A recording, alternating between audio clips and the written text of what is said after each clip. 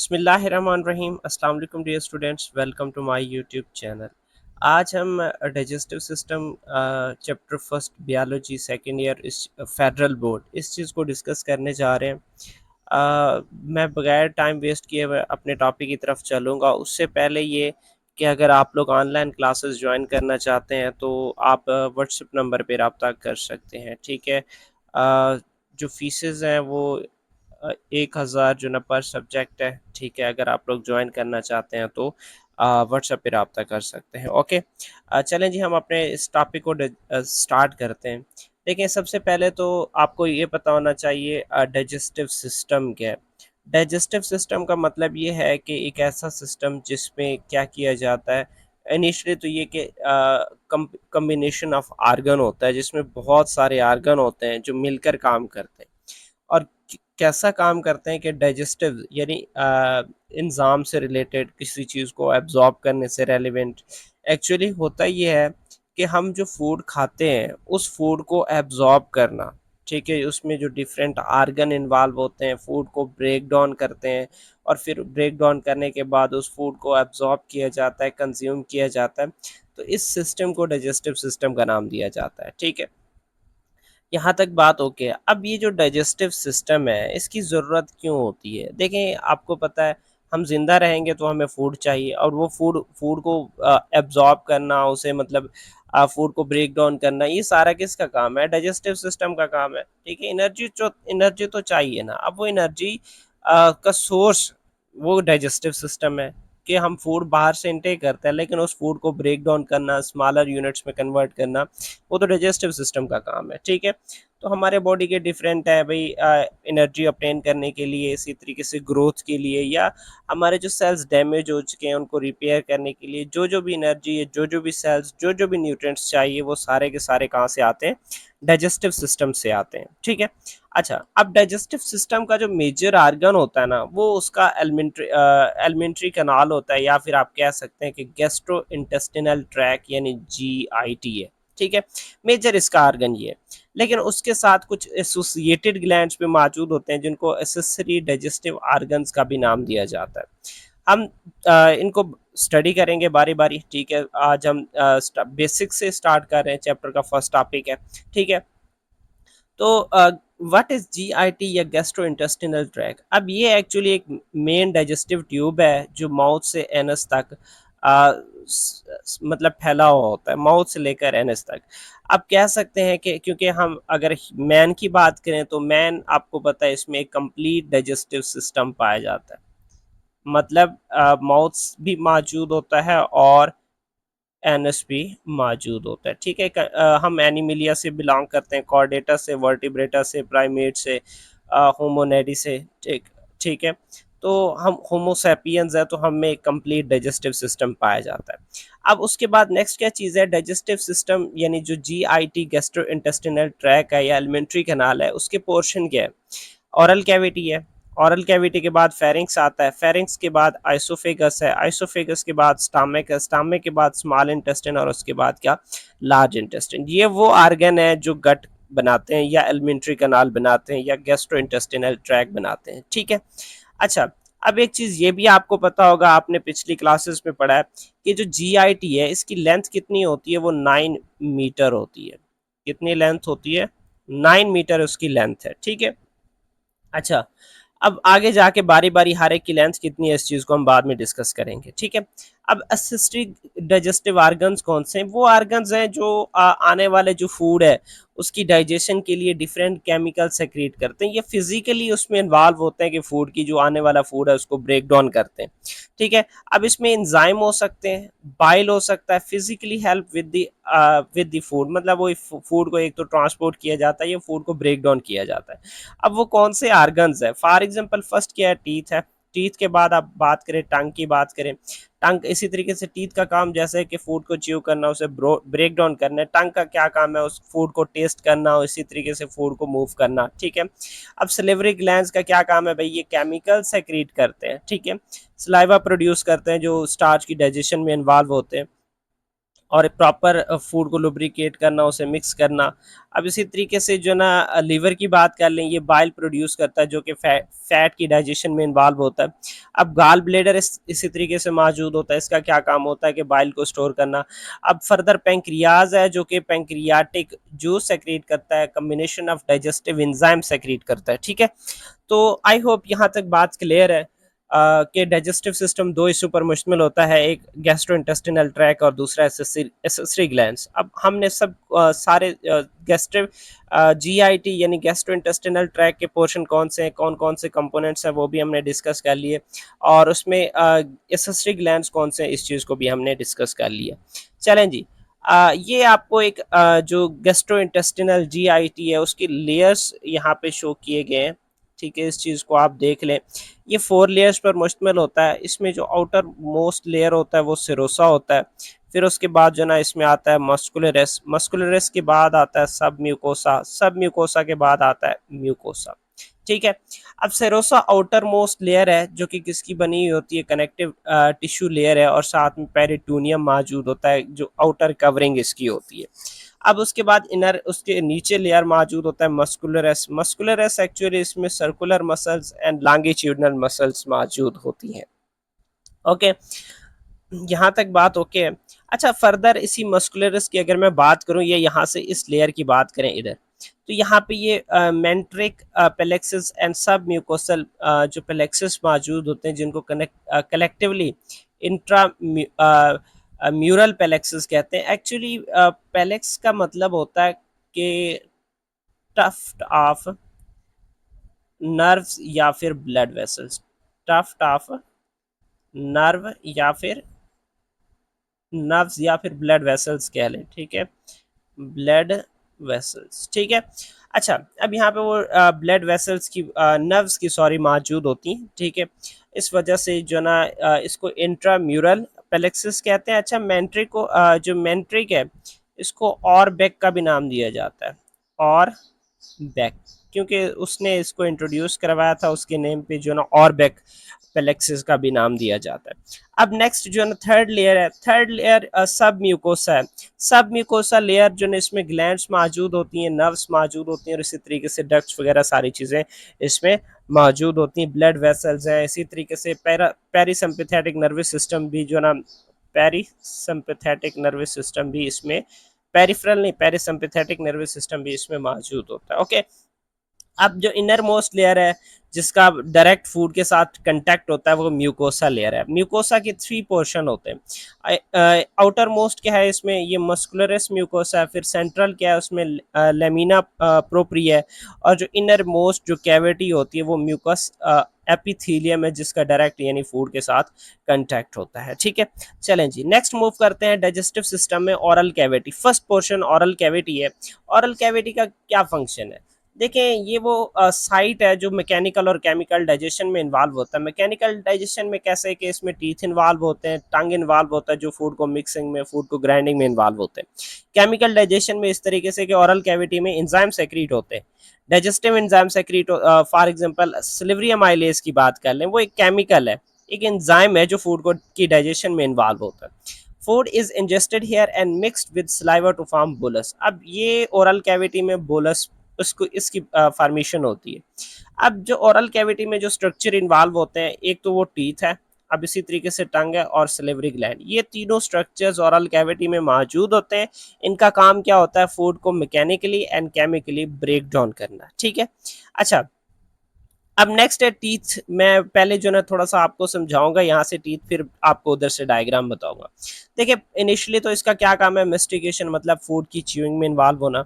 अब मतलब क्या है कि फूड को छोटे छोटे पीसेस में ब्रेक डाउन करना। अगर छोटे छोटे पीसेस में ब्रेक डाउन होगी तो उसका जो surface area for the enzyme action है, मतलब एंजाइम इजीली उसको ब्रेक डाउन कर लेंगे। अब दूसरी तरफ क्या है कि जो ह्यूमंस हमारे जो टीथ होते हैं वो हेट्रोडोंट होते हैं। हेट्रोडोंट का मतलब different type of teeth, teeth similar नहीं होते।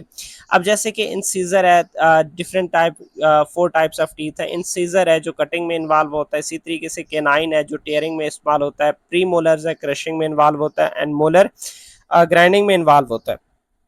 अब देखें, यहाँ पे इंसीजर है, ठीक है, ये आपको इंसीजर शो हो रहे हैं। अब फर्दर जो ना ये केनाइन मौजूद होते हैं 2 इस साइड पे, और फर्दर प्री मोलर हैं ये देखें, और एंड में क्या मौजूद होती हैं, मोलर मौजूद होती हैं। ठीक है, दो इंसीजर है, दो कैनाइन है, तीन जो है ना इसमें दो प्री मोलर हैं और तीन क्या है, मोलर्स मौजूद होते हैं। ठीक है, दोनों साइड से। अच्छा, अब उसके बाद नेक्स्ट जो है ना टंग है। टंग एक मस्कुलर ऑर्गन है जिसका क्या काम होता है, mixing food with the help of saliva. एक तो मिक्सिंग में इन्वॉल्व होता है, दूसरा क्या है कि इसमें टेस्ट मौजूद होते हैं जो फूड को डिटेक्ट करते हैं कि फूड आने वाला फूड है कैसा। और थर्ड जो है ना इसी तरीके से स्वॉल्विंग में इन्वॉल्व होता है कि भाई निगलना, तो हम जबान की मदद से निगलते हैं, टंग को अपवर्ड प्रेस करते हैं, ये सारी चीज़ें आगे हम जाके पढ़ेंगे। और इसी तरीके से हम अगर बोल रहे हैं तो वो टंग की वजह से बोल रहे हैं, ये इसका सेकेंडरी फंक्शन हो जाता है। Salivary glands, there are three types of salivary glands जो कि हमारे इस ऑरल कैविटी में हेल्पफुल होते हैं। पैरोटिड ग्लैंड है, इसी तरीके से सब मैंडिबुलर ग्लैंड है और सब लैंजियल ग्लैंड है। अब इनका क्या काम होता है कि ये सलाइवा प्रोड्यूस करते हैं। सलाइवा प्रोड्यूस करने के इसका उसका फंक्शन क्या है सलाइवा का, वो फूड को मॉइस्ट करता है, नॉर्मल करता है, मतलब उसको इजीली सॉफ्ट करता है। ठीक है, और इसी तरीके से उसमें सिलेवरी अमाइलेज मौजूद होता है जिसको पेटियालिन भी कहते हैं, जिसकी जो क्या करता है, स्टार्च की डाइजेशन में इन्वॉल्व होता है। अब इसी तरीके से इसमें जो म्यूकस मौजूद होते हैं जो लुब्रिकेट द फूड, ठीक है, फूड को क्या करते हैं, लुब्रिकेट करते हैं। यहाँ पे आपको मेंशन हो रहा है पैरोटिड मौजूद होता है ये, और इसी तरीके से सब मैंडिब्यूलर और ये सब लेंजुअल यहाँ पे ग्लैंड्स मौजूद है। ठीक है, अब नेक्स्ट क्या चीज़ है, मैकेनिकल डाइजेशन। क्या चीज़ है मैकेनिकल, मतलब फूड को फिजिकली ब्रेक डाउन करना। फिजिकल प्रोसेस है जिसमें फूड को ब्रेक डाउन किया जाता है, उसके लार्जर पार्टिकल्स को ब्रेक डाउन किया जाता है विदाउट एनी, ठीक है, उनके केमिकल स्ट्रक्चर में चेंज आए बगैर उसको फूड को ब्रेक डाउन किया जाता है। सिंपल है कि टीथ की मदद से फूड को जब तोड़ा जाता है। अब मेन एक्शन क्या है, च्यूइंग है, जिसका मतलब क्या होता है कि भाई जो टीथ की मदद से क्या किया जाता है, फूड को ब्रेक डाउन किया जाता है, चबाया जाता है। पर्पस क्या है, वही increase the surface area for the enzyme action, help mix the food with the digestive secretion. फिर मतलब फूड को मतलब मिक्स किया जाता है, सलाइवा उसमें ऐड किया जाता है, गैस्ट्रिक जूस वगैरह सारी चीज़ें ऐड की जाती हैं, एक्सेट्रा, वो बात का काम है। पहली बात क्या है कि टीथ की मदद से ब्रेक डाउन करना है। ब्रेक डाउन करने के बाद अब पर्पस क्या है उस ब्रेक डाउन करने का, कि फूड का सरफेस एरिया एंजाइम हो ताकि एंजाइम उस पर इजीली एक्ट करे। केमिकल डाइजेशन क्या है कि break down of food molecule होता है, और किसकी मदद से, केमिकल एंजाइम्स की मदद से, ठीक है, into their chemical building blocks by the enzyme. के लार्जर फूड मालिक्यूल है उनको छोटे छोटे यूनिट्स में, जो उनके बिल्डिंग ब्लॉक्स हैं जिनसे वो बने हुए होते हैं, जैसे कार्बोहाइड्रेट की ब्रेक डाउन है तो वो किसकी मदद से बना होता है, ग्लूकोज की मदद से बना होता है। अब इसी वजह से क्या किया जाता है कि भाई कार्बोहाइड्रेट की छोटे छोटे यूनिट्स में ब्रेक डाउन की जाती है, लाइक ग्लूकोज में कन्वर्ट किया जाता है। ठीक है, इसके लिए एंजाइम इन्वॉल्व होते हैं। ठीक है, chemical digestion begins in the mouth. Chemical digestion mouth में बिगेन होता है, ठीक है, ये माउथ से स्टार्ट होता है। The primary enzyme responsible for the chemical digestion in the oral cavity. अब माउथ की बात हो रही है, देखें माउथ में सिलेवरी अमाइलेज सेक्रीट होता है, जो कौन, यही सिलेवरी ग्लैंड्स रिलीज करते हैं, अब जिसको पेटियालिन भी कहते हैं। और इसका काम क्या होता है कि वो स्टार्च की जो ब्रेक डाउन है उसको स्टार्ट करता है, स्टार्च को मल्टेज में कन्वर्ट करता है। ठीक है, आगे हम इस चीज़ को भी देख लेंगे। Three pairs of salivary glands, जैसे कि हमने पहले भी पढ़ा था, पैरोटिड ग्लैंड है, सब मैंडिबुलर ग्लैंड है और सब लेंजुअल ग्लैंड। ठीक है, अब दीज ग्लैंड सेक्रीट सलाइवा, ये सलाइवा सेक्रीट करते हैं जिसमें वाटर और म्यूकस मौजूद होता है, और इसी तरीके से सिलेवरी अमाइलेज मौजूद होता है। अब सिलेवरी अमाइलेज का क्या काम है कि ये स्टार्च पे एक्ट करेगा। ये एक एंजाइम है जो कि स्टार्च को किस में कन्वर्ट करेगा, माल्टोज पे कन्वर्ट करेगा। शायद उस वक्त मैंने माल्टेज बोला था, सॉरी इस चीज़ के लिए। ठीक है, कि ये स्टार्च को किस में कन्वर्ट करेगा, माल्टेज में कन्वर्ट करेगा। अच्छा, ये थोड़ा slightly acidic to neutral environment में एंजाइम वर्क करता है, मतलब 6.8 से लेकर 7 तक की जो माउथ की पीएच होती है, इस रेंज में ये क्या करता है, सिलिवरी अमाइलेज वर्क करता है। ठीक है, अच्छा, अब फूड चूंकि हम थोड़े जैसे खाना खाते हैं, चबा लेते हैं तो उसके बाद फौरन निगल लेते हैं, तो यहाँ पे फूड शॉर्ट टाइम के लिए रहता है हमारे माउथ में। ठीक है, in a mouth for a short time, तो इस वजह से जो स्टार्च है उसकी पार्शियली डाइजेशन होती है। अच्छा, अब नेक्स्ट है स्वॉल्विंग। ठीक है। स्वाल्विंग और साथ में हम बात करेंगे पेरिस्टालसिस की। स्वाल्विंग क्या चीज़ है कि इसमें क्या किया जाता है कि निगलना। स्वाल्विंग को उर्दू में क्या कहा जाता है? निगलना। कि क्या भाई फूड जो आपने खाया है उसे चबाया, चबाने के बाद उसको आपने निगलना है। अब वो जो इसका होता ही है कि भाई वो फूड आपने ऑरल कैविटी से उसको भेजना है, डाउन स्टमक की तरफ भेजना है। ठीक है। स्वाल्विंग में क्या होता है कि जो फूड है वो माउथ से टुवर्ड द स्टमक की तरफ मूव होता है। ठीक है। स्वाल्विंग का मतलब निगलना है। निगलना, जो फूड हमने चबा लिए, चबाने के बाद हम उसे स्वालो करते हैं, निगलते हैं, जिससे वो food down down the GIT gastrointestinal tract move करता है। अब इसकी 3 फेजेस हैं। इनिशियली फेज क्या है? ऑरल फेज है। ऑरल फेज में तो क्या है भाई, आपका जो फूड था आपने उसे चबाया, चबाने के बाद स्लाइवा की मदद से मिक्स किए, मिक्स करके एक बॉल लाइक स्ट्रक्चर में कन्वर्ट कर लिए, जिसको नाम दिया जाता है बोलस का। अब इस बोलस को जबान की मदद से आप माउथ की बैक साइड पे पुश करते हैं। ये यहाँ तक का काम है। आपने बोलस बोलस को माउथ के पिछले साइड पे पुश किया, ये आपके कंट्रोल में था कि हमने खुद ही उसको निगलने की कोशिश की है फर्स्ट फेज में। अब सेकंड फ्रेंजियल फेज है। फ्रेंजियल फेज मतलब वही गले में फूड चला जाता है। जब गले में चला जाता है तो वो इनवॉलेंट्री होता है, आपके कंट्रोल में नहीं होता, इस वजह से ये ऑटोमेटिक है। ठीक है। अच्छा, अब जैसे ही फूड बैक साइड पे मूव होता है, ठीक है, तो सॉफ्ट पैलेट जो है ना क्या करता है, मूव होता है अपवर्ड, ताकि वो नोज को क्लोज करे। ठीक है। अब मैं यहाँ पे मेंशन करता हूँ कि ये फर्स्ट फेज था जिसमें आपने फूड को निकला है, फूड बैक पिछले साइड पे आ गया। अब यहाँ पे ये सॉफ्ट पैलेट मौजूद है, इसका काम होता है कि ये नेजल कैविटी को यहाँ से बंद करना, ताकि जो फूड है वो इस नेजल कैविटी की तरफ ना चला जाए। सॉफ्ट पैलेट नेजल कैविटी को क्लोज कर देता है। ठीक है। Epiglottis closes the windpipe. अब यहाँ पे फर्दर, यहाँ पे ये देखें, ये एपिग्लॉटिस मौजूद है ये। अब ये क्या करेगा, यहाँ से इसको क्लोज कर देगा, ताकि जो फूड है वो इस वेंट पाइप में ना चली जाए, वो सीधा एसोफेगस में चली जाए। ठीक है। तो ये सेकंड फेज में होता है। सेकंड फेज में क्या होता है कि जैसे फूड जो है ना गले के फेरिंक्स में गया है, थोरिक थ्रॉट में गया, तो सॉफ्ट पैलेट ने क्या किया, नेजल कैविटी को क्लोज किया ताकि फूड नोज की तरफ ना जाए। और उसके बाद एपिग्लॉटिस ने क्या किया, ग्लॉटिस को क्लोज किया या विंड पाइप को क्लोज किया, ताकि वो जो फूड है वो विंड पाइप में ना चली जाए, ट्रैकिया में ना चली जाए।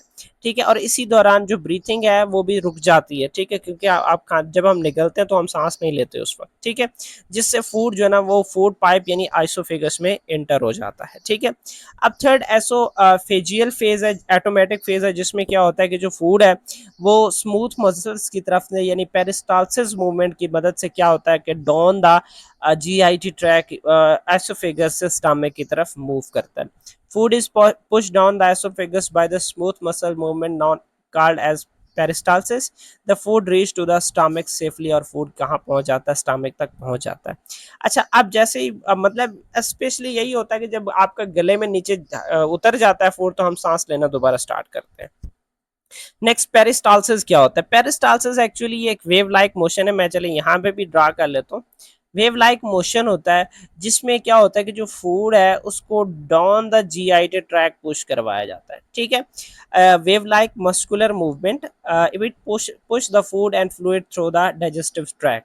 इट इज इनवॉलेंट्री प्रोसेस, हमारे कंट्रोल में नहीं होता, ये इनवॉलेंट्री प्रोसेस होता है, मतलब नेचुरली हो रहा होता है। Start from the oesophagus and continues to the intestine. मतलब आइसोफेगस से लेकर लार्ज इंटेस्टाइन तक ये प्रोसीजर हो रहा होता है, फूड की मूवमेंट हो रही होती है। अच्छा, अब फर्स्ट फेज में बात करता हूँ कि भाई हमने कहा ना कि आइसोफेगस से लेकर स्मॉल इंटेस्टाइन तक मूव कर रहा है, कैसे? अब फर्स्ट क्या है कि प्रपल्शन। ठीक है।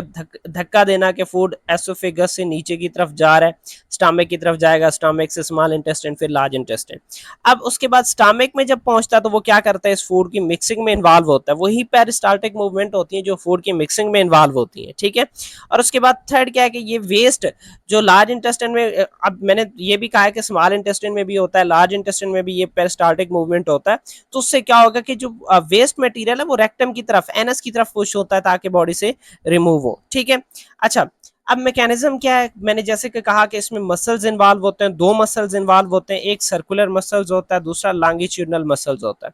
अच्छा, अब यहाँ पे मैं कोशिश करता हूँ आपको समझाऊं कि ये देखें, ये जो ये मैंने ये सर्कल ड्रा किया, ये सर्कुलर मसल्स मौजूद होते हैं। ठीक है। ये अंदर की तरफ यूं क्लोज की अंदर की तरफ यूं होते हैं, ठीक है, पुश होते हैं। और दूसरा ये वाले लॉन्गिट्यूडनल मसल्स होते हैं, ठीक है। सर्कुलर मसल तो जब क्लोज होगा तो फूड बैक साइड पे नहीं जाएगा, ठीक है। जब सर्कुलर मसल यहाँ पे क्लोज हो जाए ये वाला, तो फूड बैक तरफ नहीं जाएगा।